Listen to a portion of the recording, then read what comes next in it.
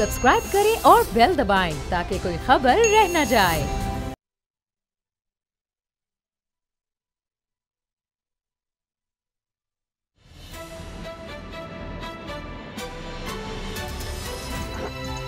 अब पता चला। बिस्मिल्लाहिर्रहमानिर्रहीम, अस्सलाम वालेकुम। मैं हूं मोहम्मद उसामा गाजी और आप देख रहे हैं अब पता चला।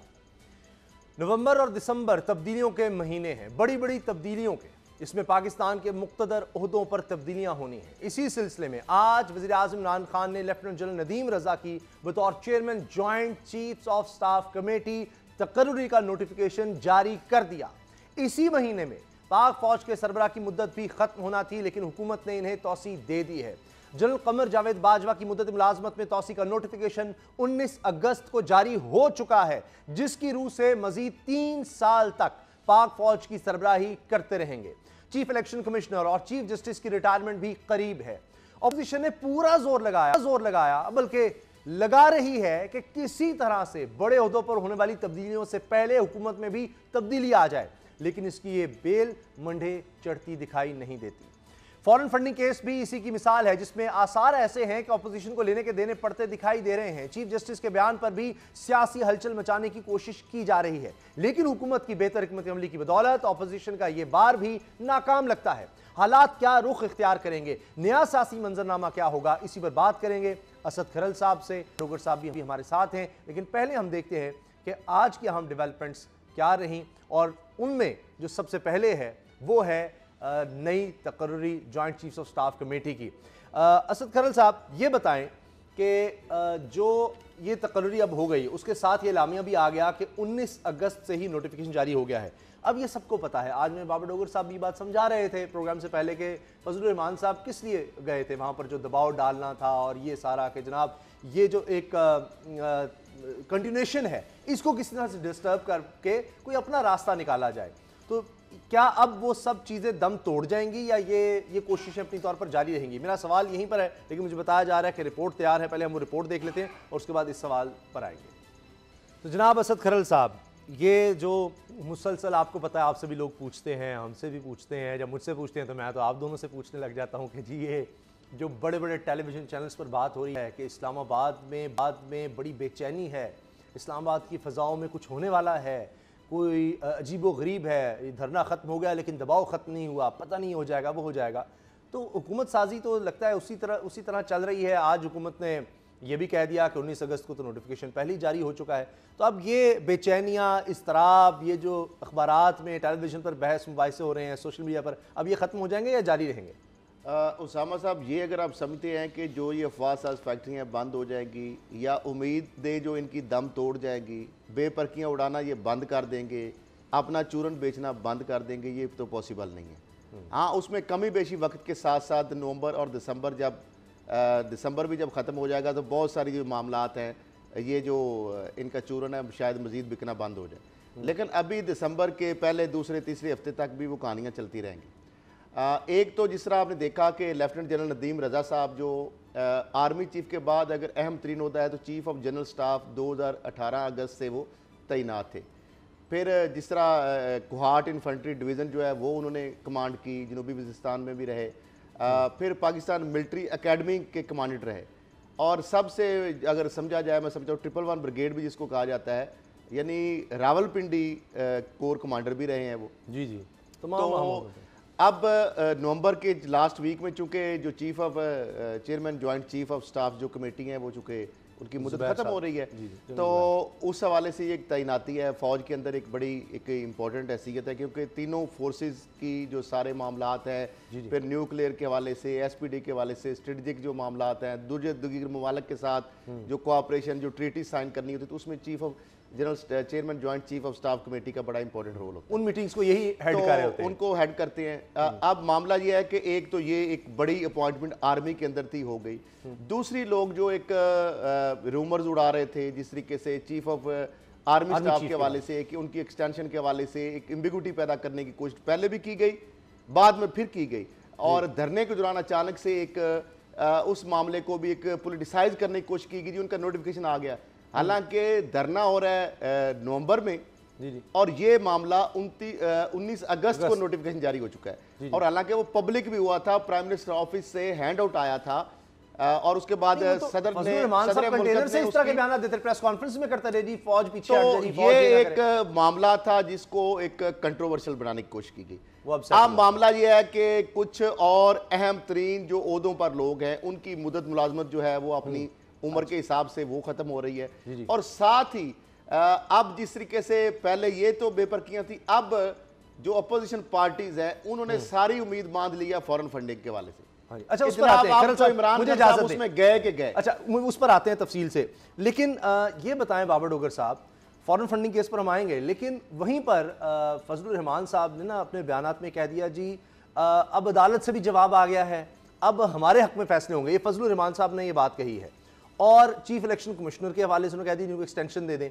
तो उनकी वहीं सुई पर अड़ी हुई है, अटकी हुई है कि जी ये जो एक्सटेंशन, ये तैनातियां, वो किसी तरह इसमें कोई अपना चीज़ निकालने की कोशिश कर रहे हैं कि जी चीफ इलेक्शन कमिश्नर को एक्सटेंशन दे दें। जी उसामा साहब, कुछ ख़ास मीडिया हाउसेस और कुछ ख़ास जर्नलिस्ट जो थे उन्होंने पूरी कोशिश की कि कोई ना कोई ऐसी कहानियाँ बनाई, ऐसी चीज़ें गढ़ी कि हुकूमत और फ़ौज के दरमियान इख्तलाफात हैं, दोनों एक पेज पर नहीं हैं और शायद ये हो जाएगा वो हो जाएगा, नवंबर का महीना बहुत अहम है, नवंबर के एंड में ये हो जाएगा, हुकूमत को बड़ा शदीद ख़तरा है, हुकूमत शायद जाने वाली है। और उन्होंने पूरी एक पिक्चर बना दी कि इख्तलाफात हो रहे हैं, ये हो रहा है वो हो रहा है। आज जो मीटिंग हुई है आर्मी चीफ को खान साहब की और उसके बाद ये जो डिसीजन आए इसने बिल्कुल फ़ज़ा को क्लियर कर दिया है और एक बिल्कुल क्लियर पिक्चर है कि हुकूमत और फ़ौज एक पेज पर है, कोई डिफरेंसेस नहीं है।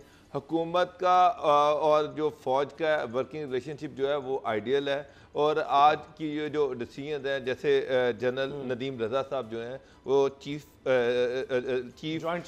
नहीं sir CGS chief of general staff जो है, जो कि खरल साहब ने कहा कि आर्मी चीफ के बाद जो सबसे अहम पोस्ट होती है ना वो CGS होती है और उसके बाद कोर कमांडर रावलपिंडी जो है वो भी बड़ी अहम पोस्ट है। तो ये इन दोनों पोस्टों पर रह चुके हैं। जनरल बाजवा के साथ इनका आइडियल वर्किंग रिलेशनशिप है, ये बहुत फ़ौज में बहुत इनको पसंद किया जा रहा है, बड़े प्रोफेशनल अफसर हैं, एक अच्छे अफसर हैं, फ़ौजी जवान जो हैं वो इनको पसंद करते हैं। तो JCSC की जो उनकी अपॉइंटमेंट है वो एक बड़ी ज़बरदस्त अच्छा डिसीजन है और इससे ये जो गवर्नमेंट का और फौजी जो अदारे का जो वर्किंग रिलेशनशिप है मज़ीद बेहतर होगा और लग रहा है कि चीज़ें आगे मज़ीद बेहतरी की तरफ जा रही हैं, इम्प्रूवमेंट की तरफ जा रही हैं। तो इस आज की इस मीटिंग के बाद आज जो डिसीजन हुए हैं उसके बाद बहुत सारे जर्नलिस्टों को बहुत बड़ा धचका लगेगा। जिस तरह से अखबारात में कॉलम लिखे जा रहे थे, जिस तरह टॉक शोज में बैठकर एक तस्वीर पेश की जा रही थी, आपको पता है सर कि ये जो लोग जब मुल्क के हक में है अच्छा वर्किंग रिलेशनशिप, ये क्या चाहते हैं कि बस इंस्टेबिलिटी रहे, इदारों के दौरान कोई टकराव रहे, क्यों इस तरह करते हैं? सर ये ख्वाहिशात हैं कुछ पॉलिटिकल पार्टीज की, कुछ पॉलिटिकल लीडर्स की, ये ख्वाहिशात हैं कि मुल्क के अंदर अफरा तफरी हो और ये तासुर दिया जाए और अदारों के दरमियान जो एक खिंचाव की जो एक सिचुएशन है, इस तरह की सिचुएशन पैदा हो जाए कि मुल्क के अंदर अफरा तफरी हो जाए और मुल्क में इंतशार पैदा हो। और सिर्फ ये सिर्फ अपने ऑब्जेक्टिव्स के लिए, सिर्फ अपने जाती ऑब्जेक्टिव्स के लिए ये सारा कुछ कर रहे हैं। अदरवाइज अगर आप देखें तो कुछ ऐसा नहीं है, हर चीज क्लियर होगी। मौलाना फजलुर रहमान का धरने को इस तरह से पेश किया गया, चीफ जस्टिस का आप देख लेना, plan A, plan B, plan C, Babur साहब सारे आप देखिए खत्म हो गए। खरल साहब ये देखिए चीफ जस्टिस का जो बयान, ये तो चले आर्मी और हुकूमत, फौज और हुकूमत जाहिर है ये सब इदारे हैं, यही नहीं, यहां तो गलतफहमियां या आपने जो अफवाह फैक्ट्री का जिक्र किया, चीफ जस्टिस के बयान पर अब देखें क्या हो रहा है कि इमरान खान साहब ने सबको कह दिया कि जी बस ठीक है, उनका आ गया, उनका हक है, हमने कुछ जवाब नहीं देना। अब चीफ इलेक्शन कमिश्नर को, चीफ जस्टिस को, उनको भी राइटली पॉइंट किया है कि सिर्फ फौज के हवाले से नहीं है, कोई भी बड़ा इदारा जो मुल्क का है, जो स्तून है हमारे मुल्क के, हो वो अफवाज पाकिस्तान हो, वो हमारे इंटेलिजेंस इदारे हों, हर इदारे के साथ लड़ाने के हवाले से सिविल हुकूमत को कुछ मीडिया हाउसेज और कुछ जो पॉलिटिकल जो अनासर होते हैं, जो मैं तो अनासर इनको कहूँगा कि जो अपने मुल्क की प्रोग्रेस के लिए, मुल्क की तामीर और तरक्की की बजाय या सिविलियन गवर्नमेंट को मजबूत करने की बजाय वो एक इस तरह की अगर बेपरकियाँ उड़ाएंगे तो उससे तो सिविलियन गवर्नमेंट जो सुपरमेसी सिविलियन की एक तरफ बात करते हैं, दूसरी तरफ वो ये बात करते हैं कि हुकूमत के खिलाफ साजिशों के जो ताने बाने बुने जाते हैं। मुझे ये बताएं कि चीफ जस्टिस ऑफ पाकिस्तान ने, वजीर आजम ने एक बात की, उसका उन्होंने एक रिस्पॉन्स कर दिया, लेकिन बड़ा एक लाइटर नोट पे उन्होंने किया और उसमें उन्होंने कोई इतना ज्यादा क्रिटिसिज्म जिस तरीके से एक और लेकिन अप्रिशिएट भी मीडिया किया हाउसेज ने बाद में अप्रिशिएट भी किया, हाँ, जो जी, आपने एक ऑफर थी उस वसाइल, पे उन्होंने अप्रिशिएट भी किया, लेकिन उन्होंने ये कहा कि बेसिकली उन्होंने एक रिमेंबर कराया,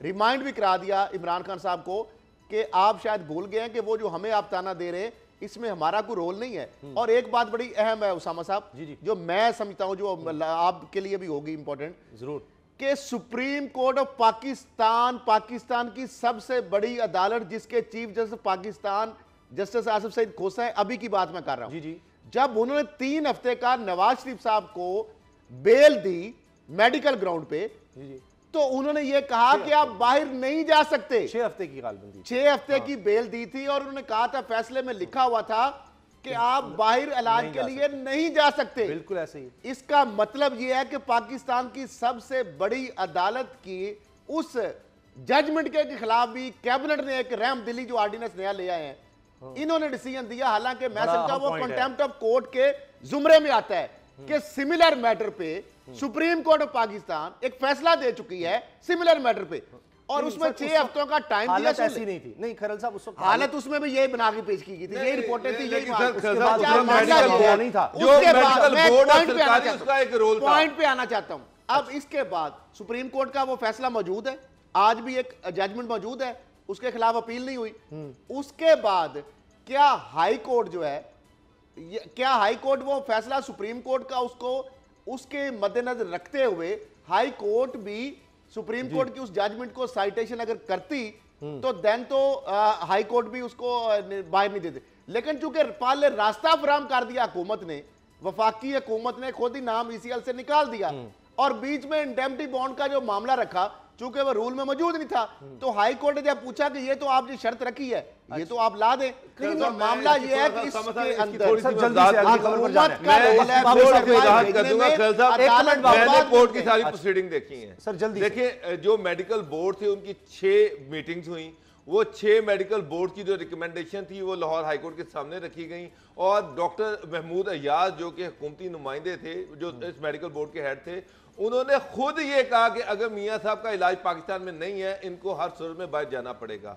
तो ये सिचुएशन बिल्कुल डिफरेंट थी और हाई कोर्ट और नैब ने उसको अपोज नहीं किया। ये याद रखिएगा कि लाहौर हाई कोर्ट के सामने नैब और हुकूमत ने इस चीज को अपोज नहीं किया, और उन्होंने ये अगर जो डॉक्टर की मेडिकल रिपोर्ट थी उसको किसी ने चैलेंज नहीं किया, तो जज साहब के सामने जो मेडिकल बोर्ड का हेड है वो खुद कहेगा कि जनाब इनका इलाज बाहर हो सकता है, हमारे पास इनका इलाज नहीं है, तो फिर कोर्ट के पास ऑप्शंस बड़े लिमिटेड हो जाते हैं। फॉरेन फंडिंग केस हुकूमत ने बाहर भेजा, इसमें मरकजी किरदार हुकूमत का नहीं है। आपसे एग्री कर, जो लोग हमारे पाकिस्तान में हैं वो भी परेशान हैं, ज़ाहिर है महंगाई, बेरोजगारी और गुर्बत का जिक्र हम करते हैं, लेकिन जो पाकिस्तान से बाहर हैं वो भी पाकिस्तान से बहुत ज़्यादा मोहब्बत करते हैं, परेशान हैं। जब वो ये बेयकीनी की अफरीत के बारे में सुनते हैं तो और ज़्यादा घबरा जाते हैं और फिर वो हमसे पूछते हैं कि जी क्या हो रहा है। अब एक बेयकीनी की अफियत फॉरेन फंडिंग केस की वजह से भी है, और ये सिर्फ ये नहीं है कि सिर्फ ये तहरीक इंसाफ के लिए या हुकूमत के लिए इस वक्त मसला है, ये नून लीग और पीपल्स पार्टी के लिए भी है। अब प्रेस कॉन्फ्रेंस आज की नून लीग ने भी, उसमें भी इस मामले को उठाया, और उन्होंने जो कल एहतजाज किया था राबर कमेटी ने वो रंग ले आया, और इलेक्शन कमीशन ने रोजाना की बुनियाद पर अब कहा है कि तहरीक इंसाफ के खिलाफ फॉरेन फंडिंग केस को देखा जाएगा। लेकिन मौलाना साहब तो इससे भी 10 हाथ आगे चले गए और यहां तक कह दिया जी चीफ इलेक्शन कमिश्नर को एक्सटेंशन दी जाए या वो 5 तारीख से 5 दिसंबर से पहले अपनी रिटायरमेंट से पहले इसका फैसला कर दें। अब क्या इनके कहने पर सारा इलेक्शन कमीशन चलेगा खरल साहब? इस तरह के बयानात, और फिर इससे भी आगे सुन लें, फजल रहमान साहब कह रहे हैं जी मुझे हर तरह की ऑफर हुई, मुझे चेयरमैन सेनेट बनाने की ऑफर, मुझे सर आप देखें बाबर साहब ऐसे आप किसका पता है फजल रहमान साहब झूठ बोल रहे हैं। और भाईजान पहले कुछ सेनेटर तो बने, उसके बाद चेयरमैन बनेंगे। सर वो तो देखे ना, कोई किसी को रिटायर करवा के उसे इस्तीफा लेकर लगा, फिर कहा जी डेरा इस्माइल खान से इलेक्शन, वो जगह भी बता रहे हैं, वो कह रहे डेरा इस्माइल खान से मुझे इलेक्शन लड़ने की ऑफर हुई, मुझे गवर्नर बलूचिस्तान तक की ऑफर हुई। सर वो मेरा ख्याल है वो अपनी जो विश लिस्ट है वो बता रहे हैं कि ये चीजें जो है इस पे मैं मान सकता हूं। एक ये भी समझदार के लिए इशारा इसका काफी मतलब है है। किसी ने समझदार ऑफर के लिए इशारा मामला काफी है। है, वो बता दें कि ये चीजें अगर मुझे बना दें तो मामला हल हो सकते हैं। देखें ऑफर किसको की जाती है, आप कह रहे हैं कि अच्छा वो उसामा कह रहे हैं साहब, कि ये ऑफर्स मुझे दो। ऑफर किसको की जाती है, जिसका पता होता है कि वो ऑफर एक्सेप्ट कर लेगा। अब हमें जो जर्नलिस्ट होता है कोई भी बता होता है उसको ब्राइब उसको ऑफर की जाएगी, इसको पता होगा ये लिफाफा ले लेगा। जिसका उनको पता है ये लिफाफा नहीं लेगा वो उसको डरते हैं कि यार ये बात भी प्रोग्राम में कर देगा कि उसने इतनी ऑफर की थी। मामला ये है कि जो फॉरेन फंडिंग के हवाले से एक तो मौलाना साहब के जो दावे आपने देखे आज़ादी मार्च और धरने के दौरान, उन्होंने 3-4 बातें की थी। एक उनका इस्तीफा लिए बगैर वापस नहीं जाऊंगा जी। दूसरा उन्होंने कहा जी मैं ये हुकूमत जो है असम्बलियां जो तहलील की जाए और नया इलेक्शन कराया जाए। वो अभी उस पर वो कायम उनके है। मुतालबात तो हो गए पूरे, आपने देख लिए। वो बी भी अब गया। ये जो और उसके मुतालबात की वजह से और रहीम जार खान में एक खातून जो है उसने अपने खामद की पिटाई कर दी, वो थाने में पहुंच गई उसामा साहब। उसने कहा था तुम मुझे यकीनदानी कराते रहो कि मैं इस्तीफा लेके आऊंगा, तो उसने कहा किधर इस्तीफा। वो बंदा घर दाखिल हो, उसने मार मार के उसका बुरगस निकाल दिया है। वो थाने रहीम जार खान पहुंचा हुआ है, वो कहता है मेरा पर्चा काटा जाए कि मुझे ये मार रही। मामला मौलाना साहब ने मान साहब के साथ नहीं हुआ ऐसे, पिटवा दिया है खाम कोई खाम बात एक लोगों को इतनी होप क्रिएट हाइप क्रिएट करके। अब जो वो ये कह रहे हैं कि मैंडेटरी कर रहे हैं कि जी 5 दिसंबर को गालबन वो रिटायर हो रहे हैं सरदार अहमद रजा साहब, यानी उनको मशरूत कर देना कि आप रोजाना की बुनियाद पर प्रोसीडिंग भी करें और अपने रिटायरमेंट से पहले फैसला भी सुनाएं। इसका मतलब यह है कि फैसला फिर आपकी मर्जी का आप लिख दें, वो साइन कर देते हैं। मैं समझता हूं ये एक होप है, ये भी इनकी इसी प्लान तरीके सी से है जी, ये प्लान सी है या जो भी है, इसका भी वो जिस तरह कहते हैं ना छू मंतर हो जाएगा ये। अच्छा। ये मैं कह रहा बाबर हूँ, डोगर इससे उम्मीदें बड़ी लोगों ने बांधी हुई। अच्छा। एहसन इकबाल साहब बड़े एक्टिव हो गए हैं, पीपल्स पार्टी वाले बड़े एक्टिव हो गए हैं, अकरम दुरानी साहब वहां पे पहुंचे हुए हैं, वो जो एक नैयर बुखारी साहब वहां पे पहुंचे होते हैं। तो ये 9-10 लोग जो है रहबर कमेटी के और एएनपी के लोग, ये तो आप उम्मीदें सारी उम्मीदें बांध ली आप इलेक्शन कमीशन से। बाबर डोगर साहब ये बताएं कि इमरान खान साहब ने कहा कि लोग कुछ घबराए हुए थे धरने से, मैंने उनको कहा कुछ नहीं होता, धरने का एक्सपर्ट मैं हूं, इत्मीनान रखो। अब उन्होंने फिर कहा है लोग बेचैन हैं, आपको भी पता है इस बात का। उन्होंने कहा है कि जनाब जो तर्जुमानों का इजलास बकायदा हुकूमती तर्जुमानों का जी, उसमें पार्टी फंडिंग केस में उन्होंने कहा जी कुछ नहीं है, इत्मीनान रखें, तहरीक इंसाफ के सारे अकाउंट्स की ऑडिट रिपोर्ट्स मौजूद हैं। तो बाबर साहब फिर कोई घबराने की बात तो नहीं है, घबराना नहीं। देखिए उसामा साहब, फैसला करना है इलेक्शन कमीशन ऑफ पाकिस्तान ने, जो उन्होंने करना है, मैंने नहीं करना, आपने नहीं करना। स्टेट बैंक की रिपोर्ट आ चुकी है, 24 ऐसे आइडेंटिफाई हुए हैं अकाउंट्स जिनके बारे में कहता है कि ये मशकूक तरसीलात थी। स्टेट बैंक ने उस पर अपना तफसीली रिपोर्ट दे दी है, उस रिपोर्ट की रोशनी में उसको वेरीफाई करवाना है और उसके बाद इलेक्शन कमीशन ने अपना फैसला देना है। तो मैंने तो पहले ही कहा था कि अगर ऐसी चीज़ें हैं, देखें हम हैं पाकिस्तान के साथ, किसी पॉलिटिकल पार्टी के साथ नहीं है। और अगर ऐसी मशकूक तरसीलात हैं तो फिर पार्टीज़ को जवाब देना पड़ेगा और इससे गवर्नमेंट नहीं जाती, ये याद रखिएगा। जो इलेक्शन कमीशन एक पहला फोरम है, उसके बाद और भी फोरम्स हैं, तो हाई कोर्ट है, उसके बाद सुप्रीम कोर्ट है। तो ये जो है ये जो मेरिट है उस पर फैसला होना है। तो या तो मौलाना कौम को बताएं कि इनके पास कौन सी ऐसी तरसीलात हैं, इनके पास कौन से ऐसे फैक्ट्स हैं, उसके बारे में अगर होते तो ये लाजमी, ये जब इलेक्शन कमीशन के बाहर इकट्ठे हुए थे सारे, तो ये वो सारे फैक्ट्स बताते कि स्टेट बैंक की रिपोर्ट ये आ गई है और उसमें ये कहा गया है। इनके पास कोई चीज नहीं है, कोई चीज नहीं है। इमरान खान साहब ने बताया है कि 40,000 जो डोनर्स हैं उनकी तफसील हम फराहम कर चुके हैं। और दूसरी एक और बात, जैसा डोगर साहब ने बताया, अगर इनके पास ऐसा एविडेंस है जो कि फॉरेन फंडिंग किसी मुल्क दुश्मन ताकत ने, किसी मुल्क दुश्मन एनजीओ ने, किसी ऐसे एलिमेंट ने जो कि गैर मुल्की है, उसने अगर पार्टी फंडिंग की है, उसके सबूत इमरान खान साहब ने नहीं देने। उसके सबूत जो अकबर एस बाबर साहब हैं, जो ये लोग जो लेके गए हैं पिटीशन, ये प्रोवाइड तो एविडेंस उन्होंने करनी है। ये तो उन्होंने एविडेंस प्रोवाइड करनी है। अगर इनके पास एविडेंस नहीं है तो इलेक्शन कमीशन तो इन्वेस्टिगेशन इदारा नहीं है। अकाउंट्स हैं, तहरीक इंसाफ के जो ऑफिशियल अकाउंट्स हैं उसमें जितनी भी ट्रांजैक्शन बाहर से हुई हैं उसका रिकॉर्ड स्टेट बैंक के पास है। स्टेट इलेक्शन कमीशन ने एक अपनी कमेटी बिठाई थी, उस कमेटी ने वो स्टेट बैंक को सारा डाटा दिया था। स्टेट बैंक की रिपोर्ट आ गई है, वो ओपन है। अगर उसमें कोई ऐसी उसके बाद तो आपको ये भी साबित करना पड़ेगा। यहाँ पर बात खत्म नहीं होती, आपको ये साबित करना पड़ेगा वो आइडेंटिफाई नहीं हुए। आइडेंटिफाई होने का ये मतलब नहीं है। स्टेट बैंक की रिपोर्ट आ गई, उस रिपोर्ट के बाद जो पिटिशनर है उसकी जानब से इजाफी नहीं आए, लेकिन उसी रिपोर्ट की बुनियाद पर जो मिसिंग चीजें थी, मजीद रिकॉर्ड जो है वो पीटीआई की जानब से मजीद प्रोवाइड किया गया इलेक्शन कमीशन ऑफ पाकिस्तान को in the light of state bank की जो रिपोर्ट है। चले ये तो हो गई बात। मुझे ये बताएं कि इस बेस पे अगर आप उम्मीदें बांध लें कि जनाब हुकूमत गई, इमरान खान साहब गए, वो डिस्क्वालीफाई हो जाएंगे। साबिक सेक्रेटरी इलेक्शन कमीशन साहब कह रहे हैं कि जी अगर ये फैसला आया तहरीक इंसाफ के खिलाफ तो पूरी जमात का लदम हो सकती है, इलेक्शन कमीशन के पास ये इख्तियार है। बाबर साहब तो ये तो बड़ा मसला बन जाएगा अगर इनके खिलाफ आ गया।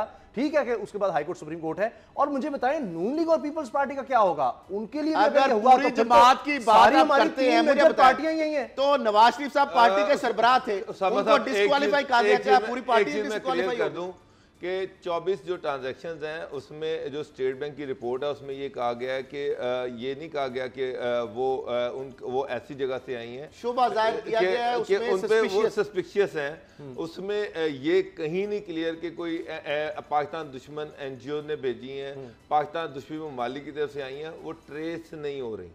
तो अब ये अगर ये तहरीक इंसाफ को फराहम कर देती है उसके सर, उन्होंने तो अपना सारा रिकॉर्ड दे दिया है, इमरान खान साहब ने उसकी प्रॉपर ऑडिटिंग दे दी है। अब फजलुर रहमान साहब जो है वो बताएं उनका, अगर उनके पास कोई एविडेंस है या PMLN के पास है या फिर पार्टी के पास है, ये इक्तदार में रहे, इनके पास इक्तदार है, स्टेट बैंक के अंडर है, तो बताए ना कि कौन सी ऐसी ट्रांजैक्शन थी। वो सारी कौम उनसे पूछ रही है, सारा मुल्क उनसे पूछ रहा है, जनाब हमें बताएं, आपके पास तो इक्तदार रहा, आपके पास हुकूमत रही है, पिछले 4 साल की आप वो ट्रांजैक्शन मांग रहे हैं, तो आपके पास उसका सबूत तो होगा। स्टेट बैंक में इनके लोग बैठे हुए थे, लेकिन फिर ऐसा देखिए 1 घंटा एक चीज क्लियर कर दूं मैं आपको, कट किया उनको, एक चीज मैं आपको क्लियर कर दूं, एक चीज क्लियर कर दूं सर, ब्रेक इनके पास पिछले 10 साल से इक्तदार है दोनों पॉलिटिकल पार्टीज के पास।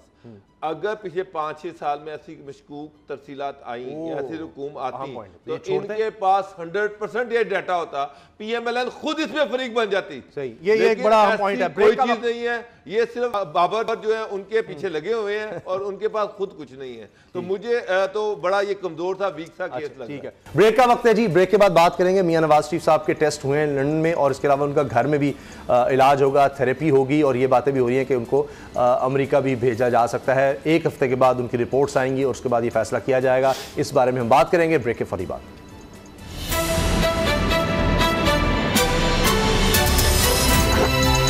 अब पता चला।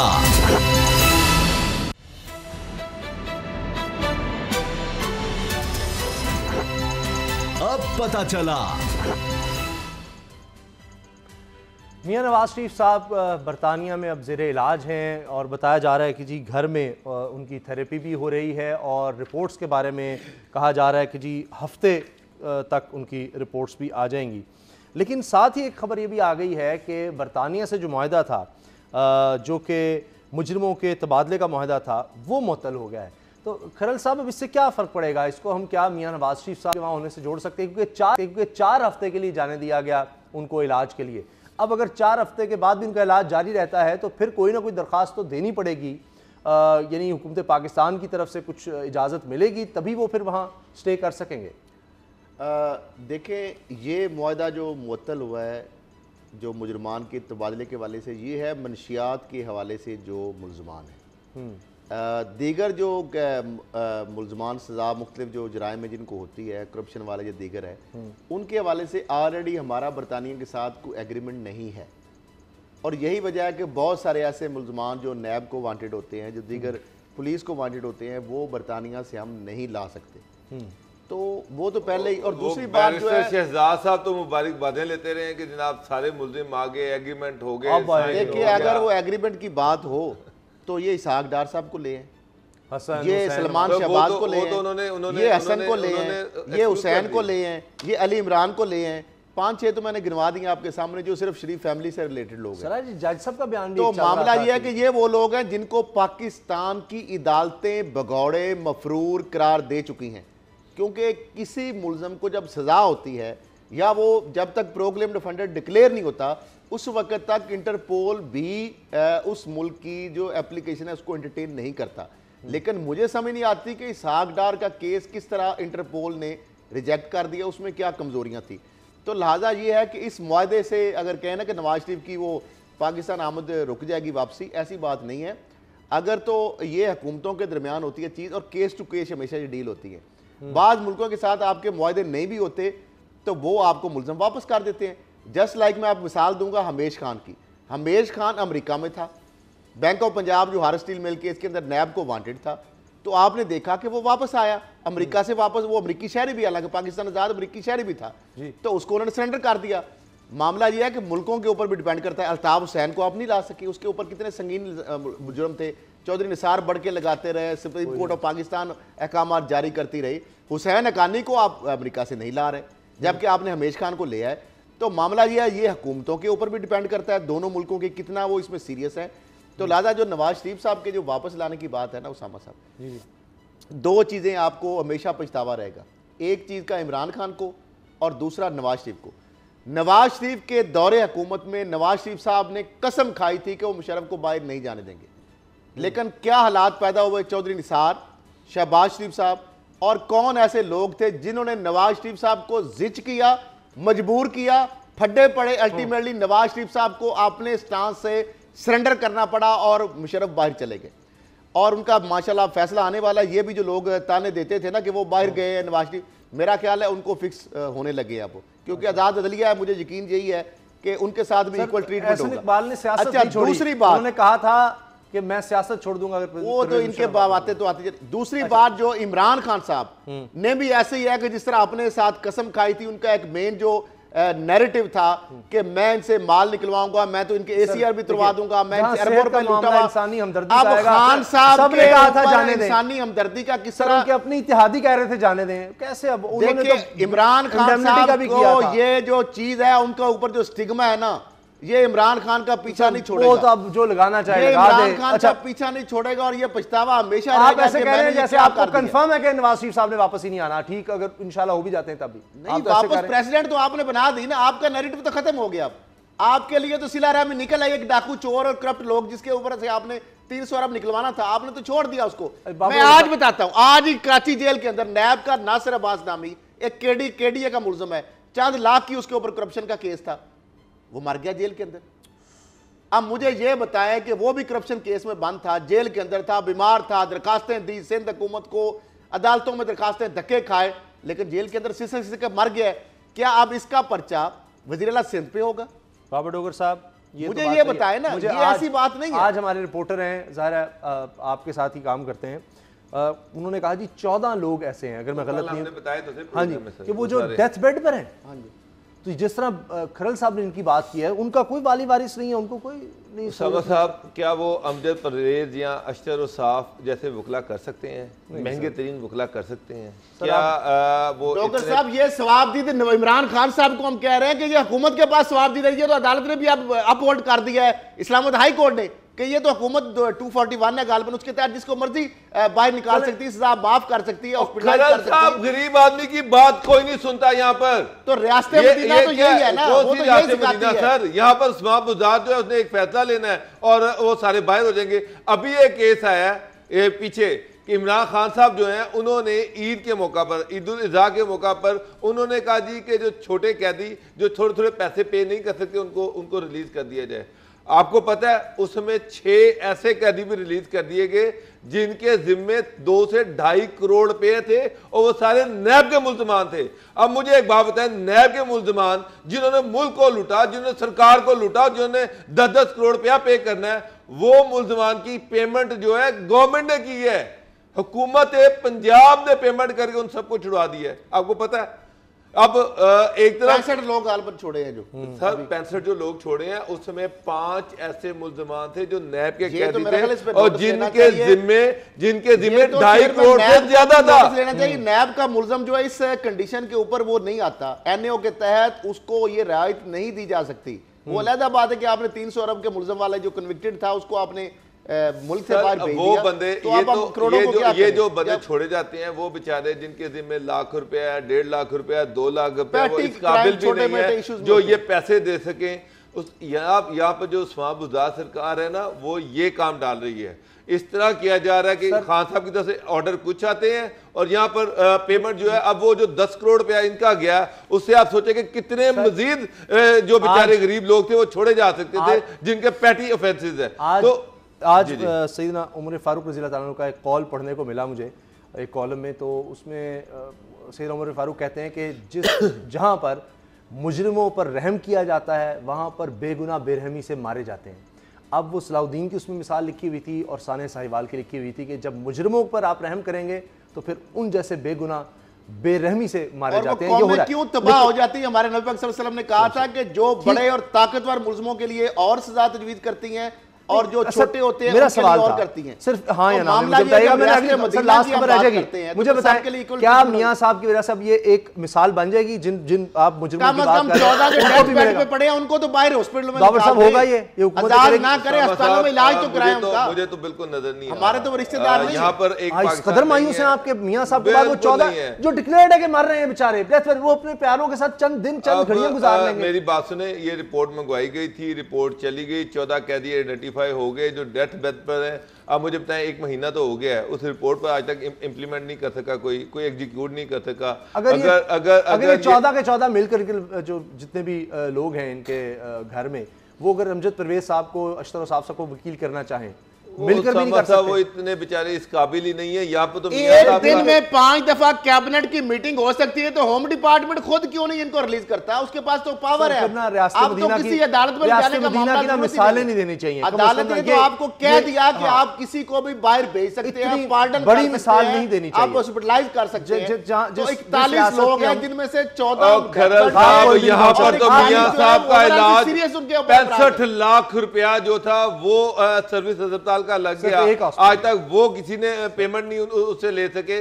तो आप ये कह रहे हैं यहाँ पर तो गरीब आदमी का अस्पताल में इलाज नहीं करवाया जाता। यहाँ पर तो गरीब आदमी को जब अस्पताल में अगर वो बीमार हो जाए शदीद तो अस्पताल में लेके जाया जाता है, तो उसकी हथकड़ी एक टांग में बंधी होती है और दूसरी वो बेड के साथ बंधी होती है। आपने देखा नहीं है कि ये जो सिंध हुकूमत के ऊपर हम स्टोरी कोई भी करते हैं, चले कम से कम इतना तो उनको अप्रिशिएट करें, इतना तो अप्रिशिएट करें कि मुराद अली शाह साहब ने सिंध के हवाले से लूट मार और गदर, हमने कहा 2000 अरब की जमीनों के ऊपर हाथ साफ किया जा रहा है। उन्होंने सिंध के मुख्तलिफ इजला के असिस्टेंट कमिश्नर बड़े बड़े उहदों पे लोगों को फारग कर दिया है। लेकिन अब नासिर शाह साहब पहले तो एक्शन लेते रहे रियाज सुमरों के मामले में, जिनको एक लूट के आया जिला और दूसरे में लगा दिया है मोहदे पे।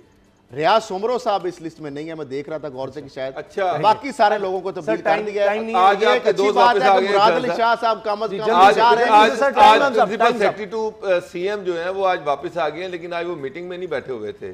जो चौधरी बिरादरान के साथ मीटिंग हो रही थी उसमें उनको बिठाया नहीं गया, बल्कि उसमें सेक्रेटरी CNW ही बैठे हुए थे। तो खैर साहब क्या इशू क्या है कि उनको क्या वो मालशाल सही लगा के खुर्शीद साहब से जो मेरा ख्याल शायद वही कंटिन्यू करना जाए, मुझे ये भी लगता है प्रिंसिपल सेक्रेटरी तारिक खुर्शीद साहब सर आखिर क्योंकि डॉक्टर शुएब अकबर साहब के बाद जो तारिक खुर्शीद साहब के पहले भी अच्छा उनका रिलेशन वर्किंग रिलेशनशिप है, सीएम साहब की मे भी उनको कंटिन्यू करवा दें, ये भी हो सकता है। 30 सेकंड्स में कर्ज कमीशन जो बनाया गया था वो लोग पूछ रहे थे किधर है। अब बाबर अवान साहब ने खुशखबरी सुनाई है जी, उसकी इब्तदाई रिपोर्ट आ गई है और 30% तक कमीशन खाया गया है साबिक अदवार में, 30%। अब ये कोई करोड़ों अरबों नहीं अरब हार रुपए का मामला है। बाबर साहब ये तो बहुत बड़ा एलिगेशन है, 30% अगर खाया गया है, ये साबित भी करना पड़ेगा बाबर अवान साहब को। वो कह रहे हैं काबीना में और तब्दीलियां भी होंगी और मजीद कारकर्दगी बेहतर होगी। मेरी एक इत्तला ये है कि मोनिस्लाई जो है शायद उनको इमरान खान साहब कैबिनेट में ले लें, जिसके इम्कानात अब बढ़ रहे हैं। जिस तरह से चौधरी साहिबान CM पंजाब जिनके खिलाफ वो 2-3 दिन पहले बातें कर रहे थे, आज उन्होंने एश्योरेंस दिए कि जी हम आपके सपोर्टर हैं, आपको सपोर्ट करेंगे। तो मोनिस्लाई साहब जो हैं वो फेडरल मिनिस्टर भी बनेंगे। और ये जो आप बात कर रहे हैं कमीशन की, इसकी रिपोर्ट का पूरी कौम को इंतजार था। खान साहब ने खुद इसकी अनाउंसमेंट की थी, उसके बाद एक कमीशन पूरा बना। तो ये बिल्कुल जिन्होंने खाया उनके नाम सामने आने चाहिए। इसके जो हेड है वो डिप्टी चेयरमैन नायब हुसैन असगर साहब, उनकी क्रेडिबिलिटी के ऊपर किसी को कोई डाउट नहीं है, इंतहाई अपराइट और प्रोफेशनल और दयानतदार और नेस्ट ऑफिसर हैं। लेकिन जो बाबर अवान साहब की स्टेटमेंट है, हमारे दोस्त हैं जो उन्होंने बहुत बड़ी एक स्वीपिंग स्टेटमेंट दी है, मैंने जो अब तक चेक किया है ये ऐसी बात उसमें नहीं लिखी कि 30% तमाम चीज़ों में कमीशन खाया गया है।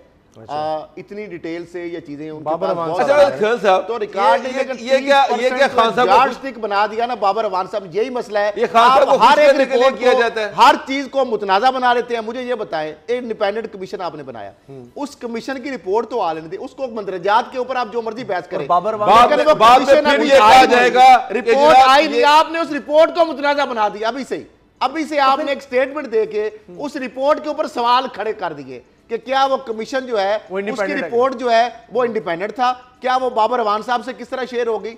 मेरा ख्याल है कि ये जब तक ये ले नहीं रिपोर्ट होती, जब तक वो पब्लिक नहीं एक होती। मसला वैसे है बाबर साहब के पास ओहदा क्या है कि वो उनको ये रिपोर्ट शेयर हुई और उन्होंने सारे मदरजात जो है उसके बता यही तो एक सवालात है। मैं बताता हूं, ओहदा- कमीशन जो ओहदा- है इसमें खाया गया। होता है वो उस लाइन में लगे हुए हैं जो काबीना में शामिल होनी है उस लाइन में वैसे खड़े अभी हैं। तक किया नहीं है, अभी वही तक ना तो वो लाइन में है खबरों बड़े ही बड़े, वो इसलिए हर कोई एक ऐसा बयान दे देता है कि जनाब मेरी शायद पहले बारी आ जाए, मैं लेकिन इकरार के ऊपर फिर से उसमें निकलूं। मटेरियल भी मिलता है, फिर अपोजिशन को ये कहने का मौका भी मिलता है कि जनाब जो हुकूमत है वो सारा कुछ खुद कर रही है। तो कमीशन जो था इंडिपेंडेंट था, बेहतर होता कि कमीशन अपनी रिपोर्ट खुद देता और इस तरह जो लोग जिनको उनसे रेलेवेंस ही नहीं है तो वो अगर इस तरह के बयान देंगे तो फिर उस पर शकूक व शुबात तो होंगे। चले ये जो खबर है ना जी कि जी काबीना में कोई और तब्दीलियाँ हो सकती हैं, मुतवक्के हैं, बाबर अवान साहब की तरफ से इस तरह की बात हो रही है, तो मेरा नहीं ख्याल कि सिर्फ तब्दीलियों से इस तरह की ये म्यूजिकल चेंज हो रहा है कि अच्छा ये मिनिस्ट्री लेके वो दे दो, वो ये पता नहीं किस किस्म के जनाब एहतसाब हो रहा है कि अगर कोई अच्छा परफॉर्म नहीं कर रहा तो ये नहीं तो वहाँ पर जाके वहाँ आप कर दें, यहाँ नहीं आप कर सकते। सामा साहब, तो इसको भी देखना होगा। बड़ी खबर सर, तो सिर्फ एक ही होगी कि उस्मान बुज़ासा तब्दील हो रहे हैं या नहीं हो रहे हैं, क्योंकि 11 करोड़ अवाम का ये सूबा है और इसका बेड़ा गर्क हुआ होगा। प्रोग्राम देखने का बहुत बहुत शुक्रिया, दुआ में याद रखिएगा। इंशाल्लाह कल भी आपसे मुलाकात होगी, नहीं कल तो हाँ जुमे के दिन बिल्कुल बिल्कुल कल भी होगी, क्योंकि अब टाइम चेंज हुआ है तो मैं समझा शायद प्रोग्राम का दौरान भी है। पीर से जुमा जनाब 7 बजे आपसे मुलाकात होगी इंशाल्लाह। कल 7 बजे मिलेंगे, इजाज़त दीजिए, अल्लाह हाफ़िज़।